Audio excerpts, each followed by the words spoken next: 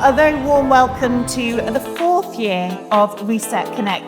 You come to an event like this, you'll come away having new contacts and relationships to innovate together to drive things forward.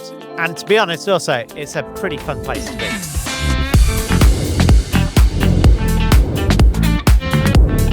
I love coming here. I mean, it's like it's chaos all around us. There's just so many people. We're on the floor. Events like Reset Connect play a really important role in spreading the word around the latest in fields like climate change and sustainability. It's a great opportunity for people to come and learn. Today's been great. We've had a lot of positive feedback about the event itself.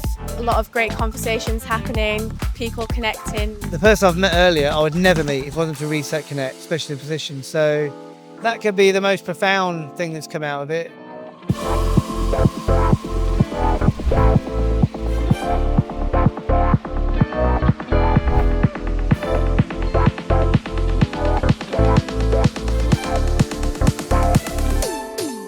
I think that people are really looking for solutions, and they're looking to sort things out as quickly as possible because, as somebody quoted in one of our panels, there's only 26 harvests left until 2050, and that is going to go fast.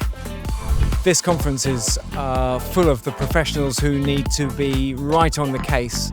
For me, it's really wonderful walking around, not just listening to really insightful sessions, but kind of seeing all the positive energy around sustainability that this kind of event really highlights. Reset Connect is one of the best conferences about the climate emergency, but also tackling the challenge with great solutions and innovations. We can actually achieve this transition because there's been too much misery in the last few months, and we're going to have to reset.